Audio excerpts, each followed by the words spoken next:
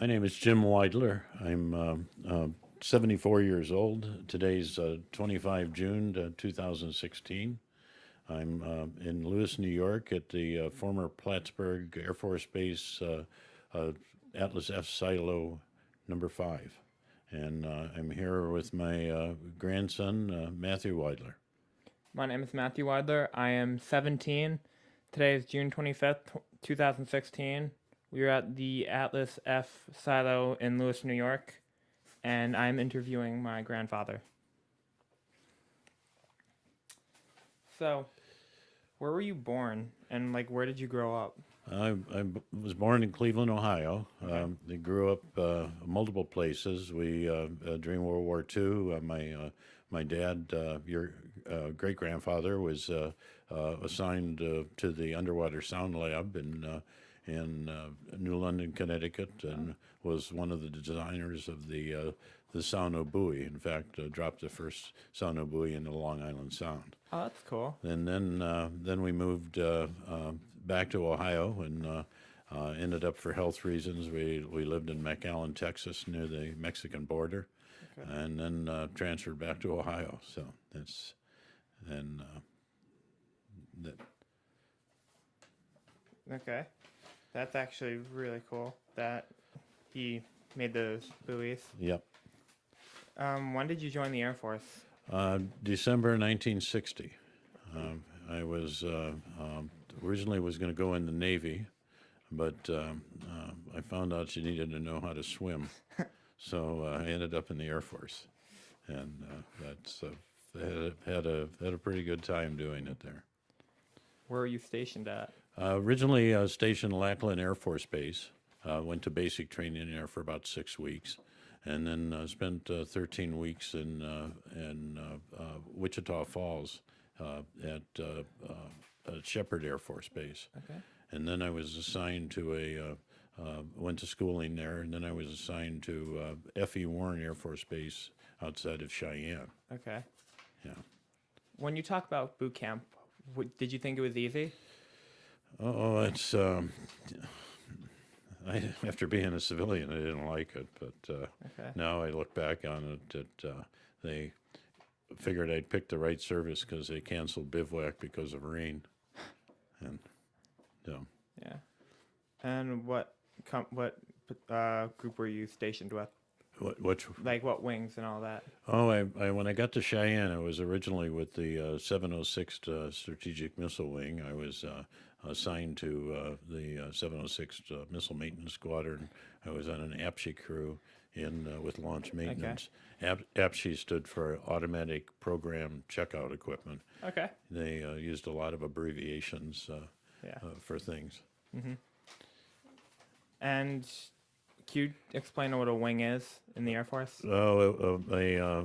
There's a wing is a organization that has squadrons under it.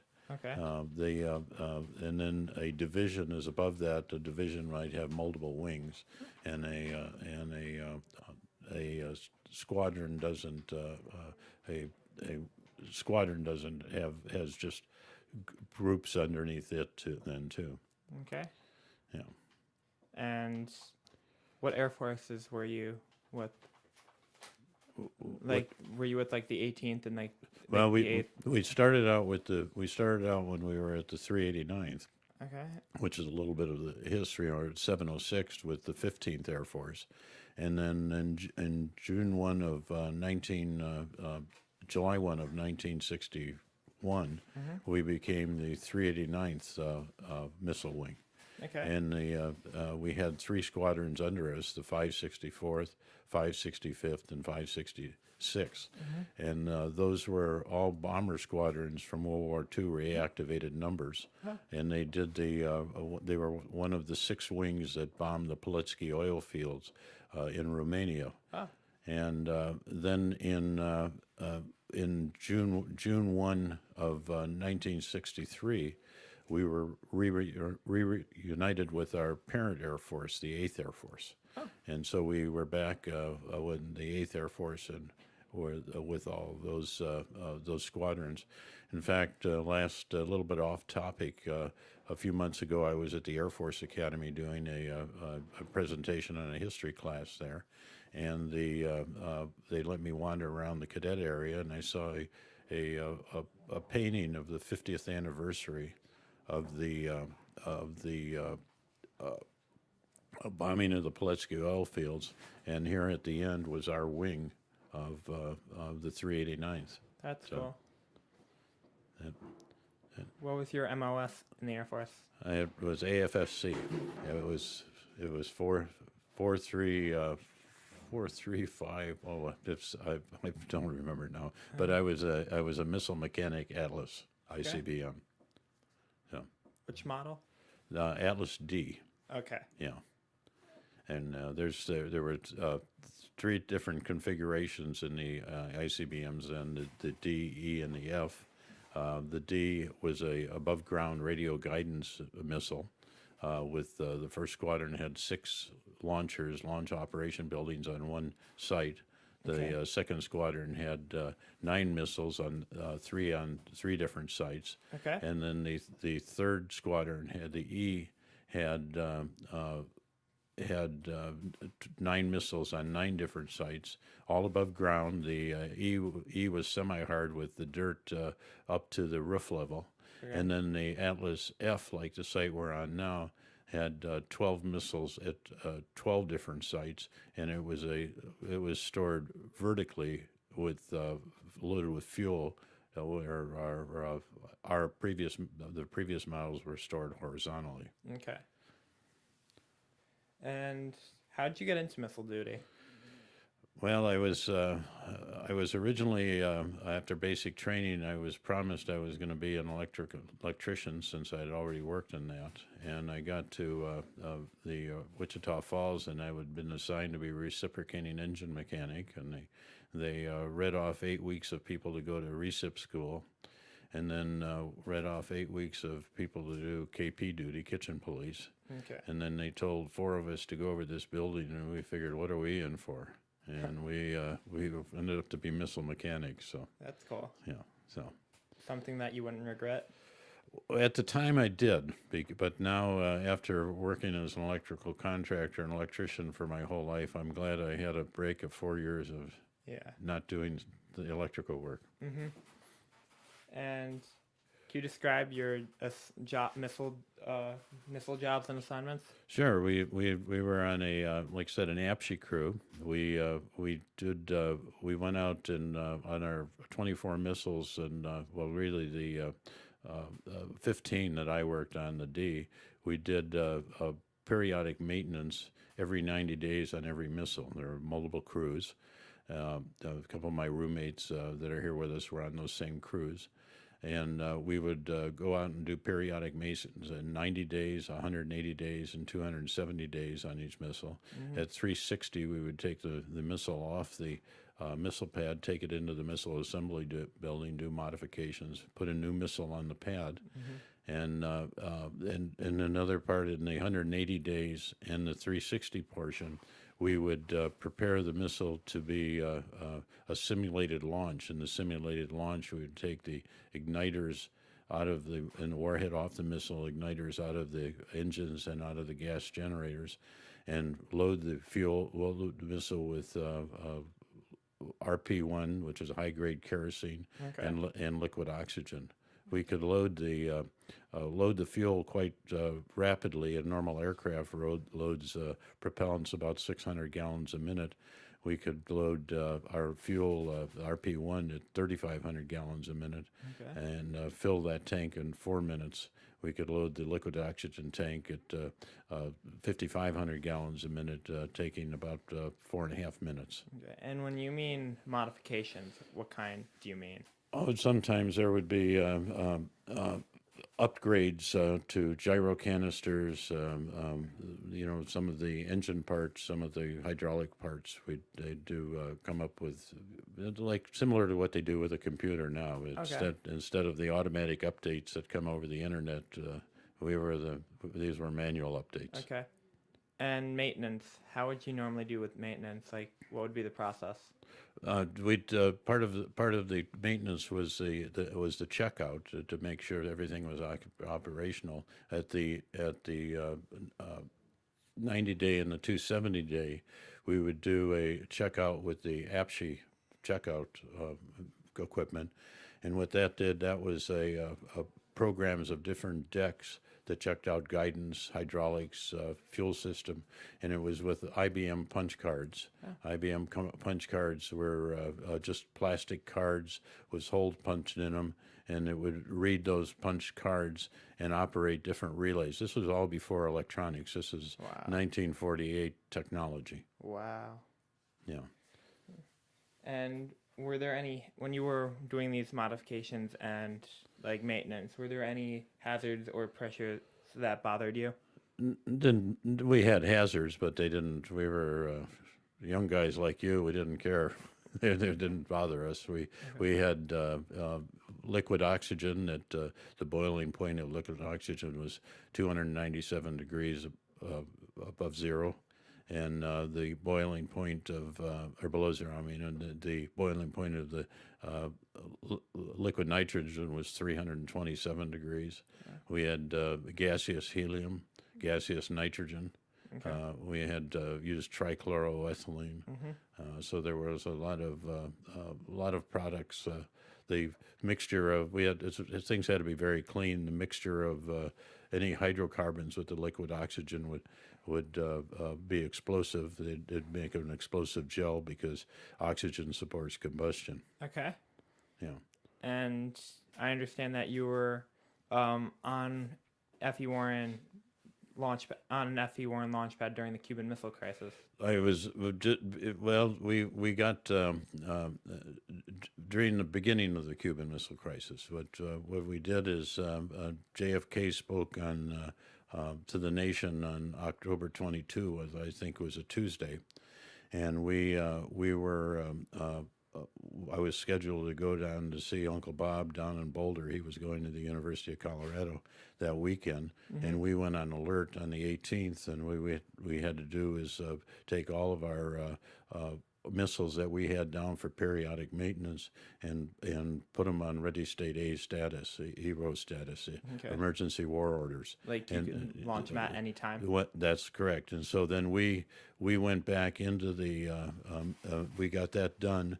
We went back into the missile assembly building, and we kind of sat there twiddling our thumbs, waiting for something to happen. While the launch crews spent their time out on the launch pads and the launch operation buildings. And if something serious came up, we would go back out to get that missile back on EWO status, emergency war order status. Okay.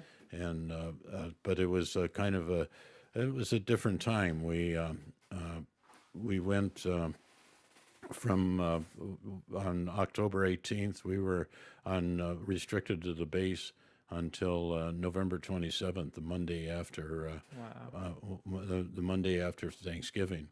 And when my staff sergeant felt sorry for us one time, this is a little side story. So he told us, he says, "Why don't you guys go into town and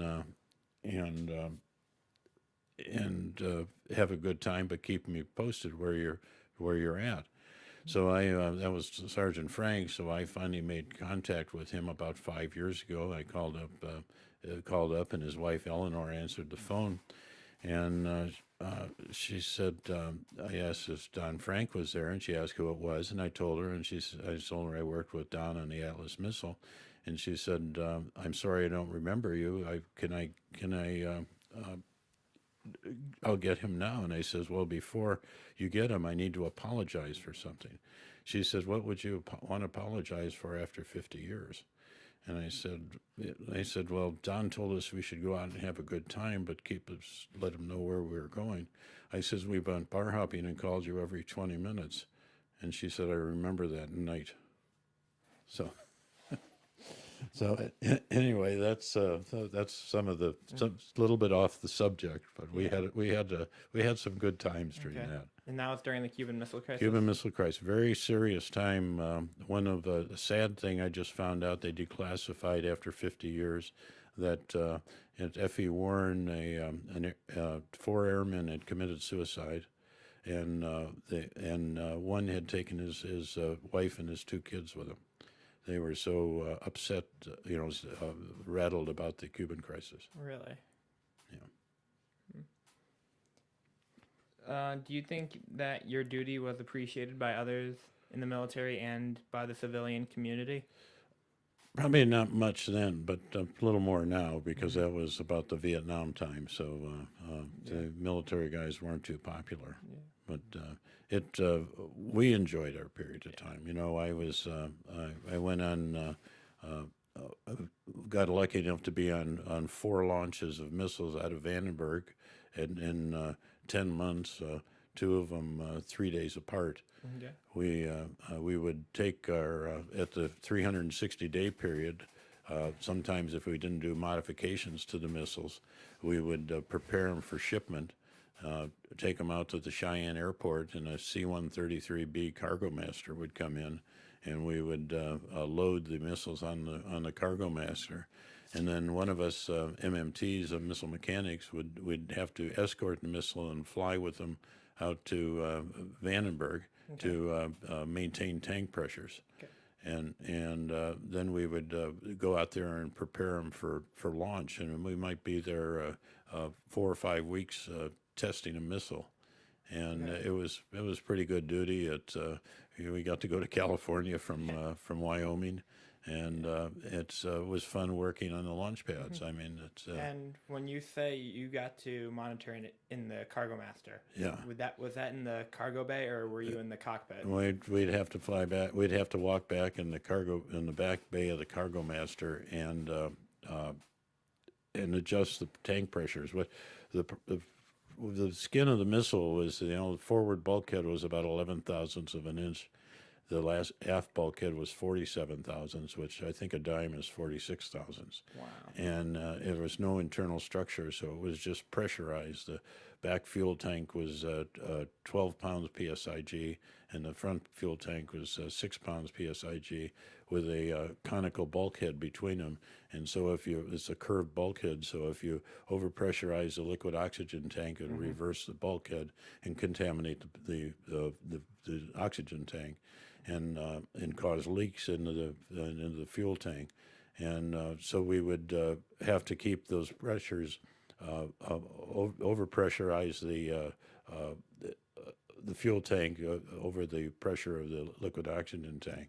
And when you change altitudes in an aircraft, and it sometimes is not pressurized, the tank pressures change change differently because of the different volume. Okay. And so we had bottles of nitrogen that were hooked up to a control panel in the Tillerman's cabin. So we'd kind of walk the rails and try to get to the back. There wasn't much room when you put a 10-foot diameter missile inside of an aircraft.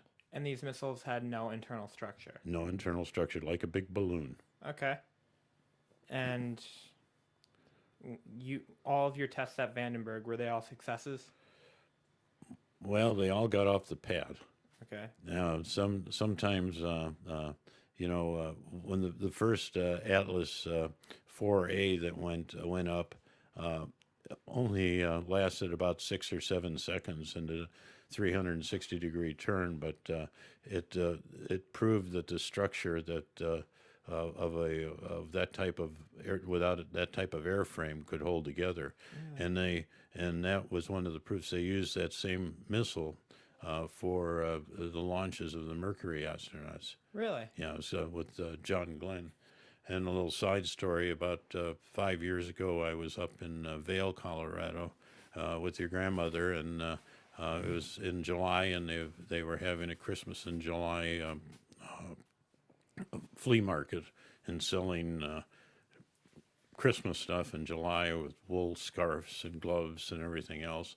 And I saw an old fellow sitting at a desk and under a tent with a card table with a bunch of books. And I walked up and I said, John Glenn went up with 109D. what was the tail number of your missile? And he said, that's the stupidest question anybody's ever asked me. You must have been in the Air Force. And it was Lieutenant Commander Scott Carpenter. Really? And Scott Carpenter was from Boulder, and he told me how Vance Brown and another astronaut threw him in the pool when they dedicated Scott Carpenter Park to him. Really? And we chatted about Boulder. He grew up at 7th and Aurora, and his capsule was called Aurora 7. Really? And so after about 20 minutes with him, people were starting to come around, and he said, well, I've got to go to work now. I've got some customers. He says, thanks for bringing me some customers. Here's one of my books. And I went to reach for the book, and he grabbed it out of my hand and says, but you owe me $20 for an autograph. So Did you get an autograph? I got an autograph, and I went and bought one of his other books. So it was kind of nice. Okay. And sadly, he passed away a few years ago, but he was did have his service in Boulder. And are there any interesting stories you can tell me about when you were in the service? Well, it's we have an Operation Tall Tree. That was that was in March of 1963. We took two of our missiles, 64D and 46D, to Vandenberg. They were going to test the reliability of the Atlas system. The Minuteman had come online. Minuteman 1? Minuteman 1, they had come online. There were almost 1,000 of those active now. And they took our missiles out there, and we prepared them for launch. There was one from our sister squadron in Omaha, and we were working on the pad, and there were two Atlas Fs. I'm not sure what squadrons they were from. I think one of them might have been from Schilling, and the other one might have been Dreyer. And where's Schilling? Schilling is in Kansas, and Dreyer's Air Force Base is in Texas. Okay. And the Omaha, finally we were told we had to evacuate the pads because Omaha was getting ready to launch. And so we went, got in one of the Bluebird school buses that the Air Force came, picked us up, took us out to the perimeter fence line about 2,500 feet from the launch and service building. And it was about 7:30 at night. It's just getting a little bit of dusk. And they launched 102D. It went up 3,500 feet and did a 340-degree loop and exploded. And that's the piece I have in my scrapbook. And it was kind of fantastic to see. Did it come crashing down on the launch pad? Well, no, it just the parts blew apart, in just small pieces. And I dove. Everybody was running to get in the Bluebird bus, and I drove underneath it, and it was like a bunch of sparklers coming down. Really? So the launch crew, I talked to some of the guys that were on the launch crew, and they ran out of the launch operation building, opened the blast doors to see at least the missile go away, because they sit in the capsule and they don't get to see it or anything. Yeah. And about the time they did there, the test vehicle, the reentry vehicle, hit the pavement right off the edge of the pavement in the sand, and they slammed the door and went back in. But I went over there, and it was a kind of like a honeycomb material that they had on the heat shields, and it looked like looks like broken eggs. Okay. And when this is at Vandenberg? That was in Vandenberg. This was an Atlas D. That was an Atlas D, 102D, and then 3 days later we launched 64D. We went, ours was successful, 4,400 nautical miles to Kwajalein in Eniwetok. Okay. In Eniwetok Lagoon, really. And then we launched 64D, the 46D the next day, or 2 days later, and that one only went 500 nautical miles. Okay. I'm not sure what the problem of it was. And earlier you talked about loading them in like a cargo master. Yeah. Are there any other ways of transporting the Atlas Ds? They did overland initially, and then when they after our deactivation, a cargo master went down in Guam, and when they were deactivating the Atlas E's, so they grounded the cargo master, and they had to ground transport all these missiles. And all these missiles, after were deactivated, were sent to Norton Air Force Base in San Bernardino, California, and that was called Sabama, and San Bernardino Air Material Area. Okay. And they put them in storage, and they used them for space launches. And one of our missiles, 53E, I believe it was in one of the Colorado sites. Okay. It arrived in Cheyenne in 1961, Wow. and in 1991 it was launched, putting a satellite in orbit, and it was the 500th Atlas missile ever launched. And by this time, like all the Titan IIs and all of that were all decommissioned. No, the Titans and all those were gone, and the Atlas is still flying today. Yesterday there was an Atlas V launch that put the Really? Muso 5 satellite up. I was a guest of United Launch Alliance last October, Really? and got to go to the Cape and watch the launch of Muso 4. That's cool. We were across the bay, so we were probably 2.5 miles from the site, but it went off about 6 o'clock in the morning, and it was kind of a fantastic show. That just proves how reliable the Atlas missile is. Same design. It's still flying. Some say it's not the same missile, but a 54 Corvette isn't the same car as of a 2016 Corvette either. So. Yeah. And once you left the Air Force, what did you do after? Well, I had a tough decision about leaving the Air Force. It was either stay in the Air Force or buy a '65 Mustang convertible, and so I ended up with the convertible. But I went to work for West Shore Electric in Lakewood, Ohio, Okay. and they were the company I worked for before I went and joined the service, and they were the company I worked for every 30 days when I went home on leave, because I would make more money going home on leave and working for 30 days than I did my whole year in the Air Force. Really? So, and then I ended up after that out in the after being in when the Air Force sent me to Cheyenne. I saw blue skies for the first time in my life, and Really? after one winter in Cleveland, it was hard to stay in Cleveland anymore. So. Yeah. And did you go to any other missile programs when the Atlas was shut down? Temporarily, I went to we did an escort duty of contractors at a Titan II site in Wichita, Kansas, and so what we would they sent us there for 30 days, and we would go down when they were doing modifications to the missile pads. And so we would go down. Each civilian contractor had to have a military escort. Okay. So we did that. We did that for 30 days. Our trip was kind of an interesting base. They had the Titan II sites.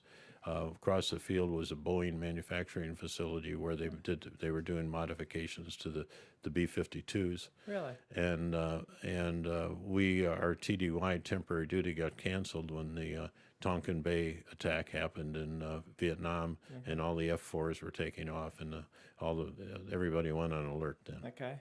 And how do you think the Atlas program helped you prepare for your jobs that followed?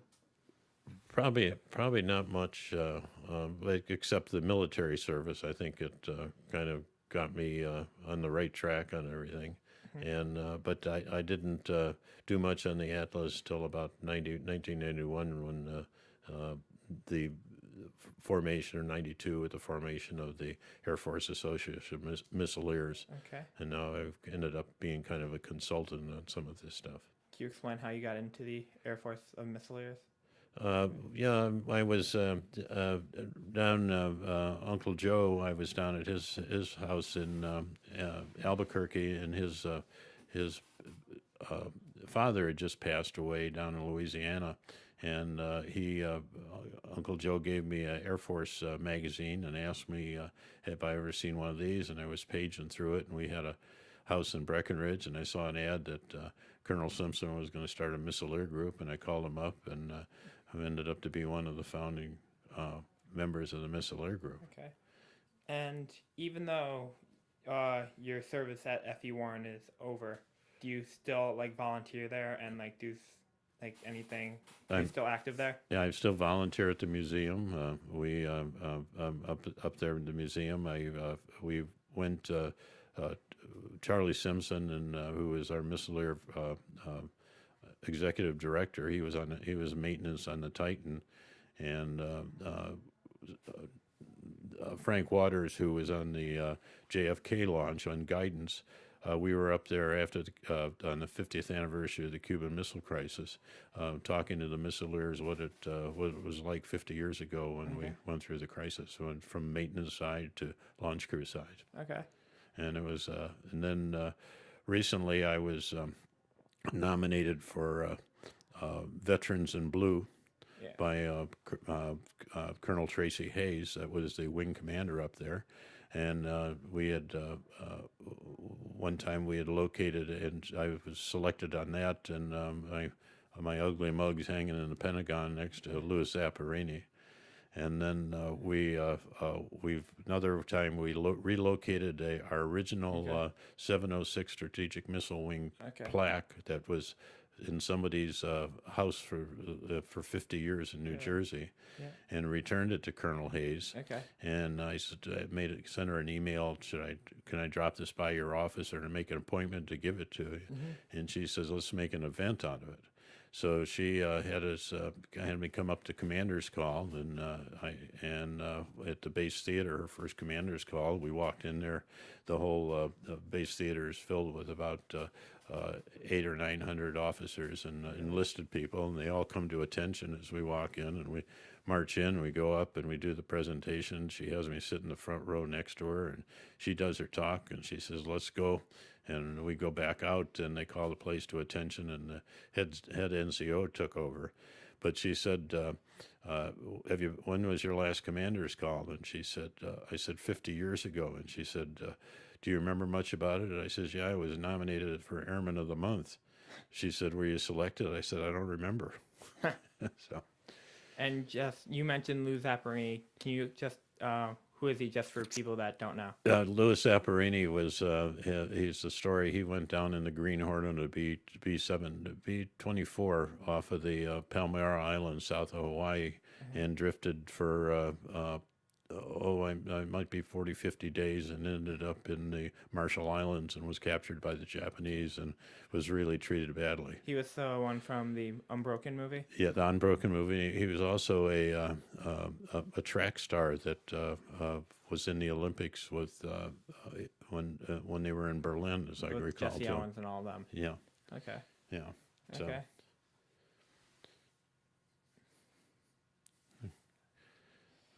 what's